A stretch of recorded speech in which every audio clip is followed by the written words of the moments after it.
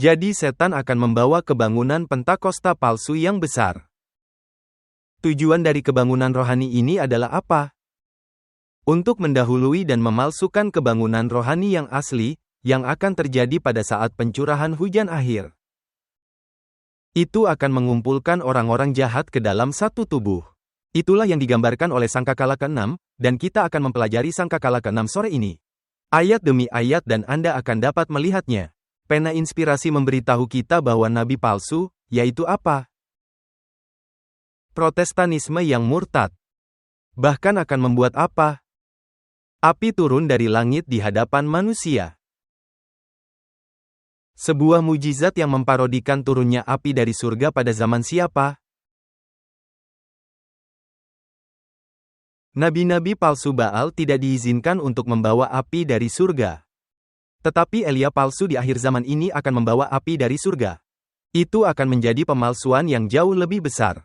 Itu juga merupakan manifestasi dari lidah-lidah api yang turun pada hari apa? Pentakosta, dengan kata lain Pentakosta palsu. Pengumpulan orang-orang jahat pada saat Sangkakala ke-6 semakin diperkuat, dan kita baru saja membahas hal ini di Wahyu 12 ayat 17. Naga itu bagaimana? Marah kepada perempuan itu. Wahyu 13 ayat 11-18. Nabi palsu menganiaya umat Allah. Wahyu 14, terutama ayat 20. Orang-orang jahat berkumpul di sekitar kota kudus, yaitu gereja, untuk membinasakan umat Allah. Dan sebuah ayat yang belum kita lihat, yaitu Wahyu 16 ayat 13-16. Segera setelah berakhirnya pengumpulan orang-orang jahat pada waktu Sangkakala ke-6, yaitu Wahyu 9 ayat 21. Pasal 10 menyajikan apa?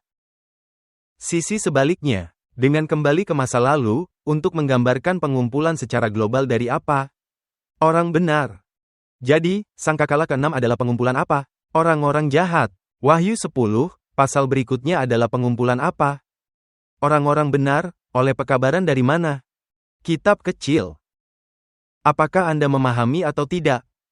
Sekarang, kita tahu bahwa pekabaran jam penghakiman yang dimulai dengan peristiwa-peristiwa di sekitar tahun 1844 adalah apa? Jadi, apakah sangkakala ini akan berskala global? Tentu saja, karena malaikat itu meletakkan satu kakinya di daratan dan kaki yang lain di lautan. Pengumpulan orang-orang benar dalam Wahyu 10, dikembangkan lebih lanjut di mana? Di dalam Wahyu 14 ayat 6-12 yang merupakan nubuatan lagi dari Wahyu 10 ayat 11. Di tengah-tengah kebangunan rohani palsu iblis, Allah akan mendatangkan apa? Kebangunan rohani primitif di antara umatnya. Kebangunan rohani manakah yang akan terjadi terlebih dahulu, kebangunan rohani orang fasik atau kebangunan rohani orang benar? Kebangunan rohani orang-orang jahat saudara-saudara. Itulah sangkakala yang ke-6. Mari kita lanjutkan. Pekabaran ini dikenal sebagai pekabaran apa? Pekabaran malaikat keempat. Yang membawa seruan keras akhir zaman, kebangunan Roh Kudus kepada umat Allah yang sisa. Pengumpulan orang benar dan orang jahat kemudian digambarkan lebih lanjut dalam peristiwa penuaian di Wahyu 14 ayat 14-20. Ingatkah Anda bahwa kita telah membicarakan tentang pemisahan antara tuaian di bumi dari buah anggur? Sekarang mari kita lihat struktur dari Wahyu 9 ayat 13 sampai Wahyu 14 ayat 20. Wahyu 9 ayat 13 sampai 21 adalah sangkakala yang ke-6. Apa yang digambarkan di dalamnya? Pengumpulan orang-orang jahat dari tahun 1844 sampai akhir masa percobaan. Apakah yang dijelaskan oleh Wahyu 10 ayat 1 sampai Wahyu 11 ayat 1? Pengumpulan orang-orang benar dari tahun 1844 sampai akhir masa percobaan. Kemudian Wahyu 12 ayat 17 dan Wahyu 13 ayat 11 sampai 18, apa yang digambarkan di dalamnya? Pengumpulan orang-orang jahat sebelum akhir masa percobaan. Setan marah kepada perempuan itu dan pergi berperang dengan perempuan itu, Wahyu 12 ayat 17 dan perang itu diperkuat di mana? Dalam Wahyu 13, binatang buas yang bangkit dari bumi. Dan kemudian dalam Wahyu 4 ayat 6 sampai 12, Anda akan melihat pengumpulan apa? Orang-orang benar sebelum akhir masa percobaan, yaitu mereka yang menerima pekabaran 3 malaikat. Kemudian dalam Wahyu 14 ayat 14-20. Orang benar dan orang jahat telah apa? Dikumpulkan di dalam dan di luar kota simbolis, Yerusalem rohani. Apakah Anda memahami? Sekarang mari kita lihat apa yang dikatakan Ellen White tentang kedua pertemuan tersebut. Dalam buku The Great Controversy halaman 464, Ellen White menulis, walaupun kemerosotan iman dan kesalehan merajalela,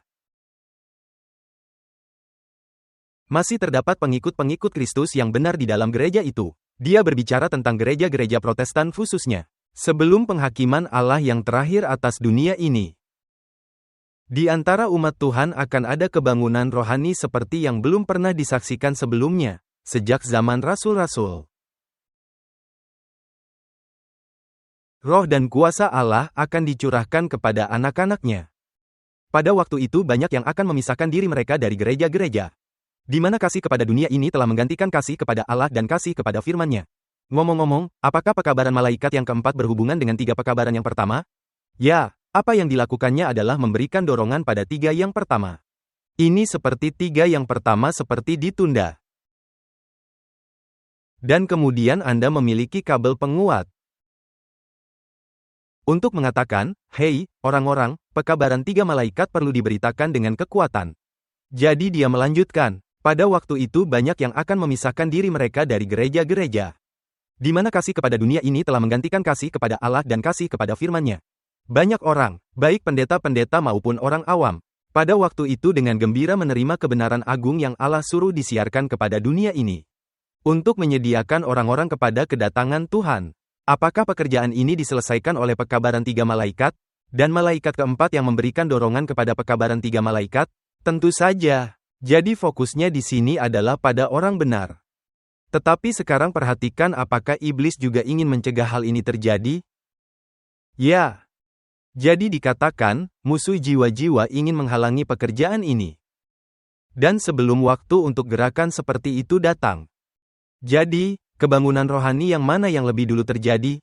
Kebangunan rohani yang palsu lebih dulu terjadi. Jadi, apakah Anda akan mengharapkan dalam kitab Wahyu bahwa sangkakala ke-6 adalah kebangunan rohani yang palsu? Dan kemudian pasal 10 adalah kebangunan rohani yang sejati? Musuh jiwa-jiwa ingin menghalangi pekerjaan ini. Dan sebelum waktu untuk gerakan seperti itu datang, ia berusaha mencegahnya dengan memperkenalkan, apa? Suatu penipuan. Dalam gereja-gereja yang bisa dibawa kuasa penipuannya, akan ditunjukkannya bahwa seolah-olah berkat-berkat khusus Allah dicurahkan. Di sana akan dinyatakan apa yang dianggap sebagai, apa? Kepentingan agama yang besar. Orang banyak akan bersukaria bahwa Allah bekerja dengan sangat mengagumkan bagi mereka. Padahal pekerjaan itu adalah perbuatan roh yang lain. Dengan berkedok agama, setan akan berusaha meluaskan pengaruhnya terhadap dunia Kristen. Jadi, apakah pekabaran tiga malaikat itu hanya ditujukan kepada dunia Kristen? Ya, apa yang akan dilakukannya? Ribuan orang akan datang dan bergabung dengan umat sisa. Tetapi apa yang dilakukan iblis pada saat yang sama? Setan sedang mengumpulkan umatnya pada saat yang sama. Dan dia benar-benar melakukannya sebelum kebangunan rohani yang sesungguhnya datang. Karena apakah setan tahu bahwa akan ada kebangunan rohani yang sejati dan bahwa pekabaran tiga malaikat akan ditingkatkan? Anda lebih baik percaya bahwa dia tahu itu. Sekarang Ellen White kemudian berfokus pada pekabaran tentang orang benar. Ia menulis, hamba-hamba Allah, dengan wajah yang bersinar dengan pengabdian kudus, akan mempercepat penyiaran pekabaran dari surga itu dari satu tempat ke tempat yang lain. Pekabaran apa? Pekabaran tiga malaikat diperkuat oleh seruan nyaring malaikat. Melalui ribuan suara amaran itu akan disampaikan ke seluruh dunia. Puji Tuhan bahwa Tuhan mendirikan gereja Masehi Advent hari ke-7 sedunia. Itulah sebabnya pekabarannya dapat didengar saat ini di seluruh dunia. Melalui ribuan suara amaran itu akan disampaikan ke seluruh dunia. Mujizat-mujizat akan diadakan, orang sakit disembuhkan, dan tanda-tanda ajaib akan menyertai orang-orang yang percaya. Tetapi sekarang sekali lagi kita melihat ada pertemuan yang lain. Setan juga bekerja dengan tanda-tanda ajaib untuk menipu. Bahkan mendatangkan, apa? Apakah itu yang kita baca tentang nabi palsu? Itu adalah sebuah penguatan. Setan juga bekerja dengan tanda-tanda ajaib untuk menipu, bahkan mendatangkan api dari langit di hadapan manusia. Dan apakah ini akan membagi dunia menjadi dua kelompok? Tuaian dari bumi dan pohon anggur.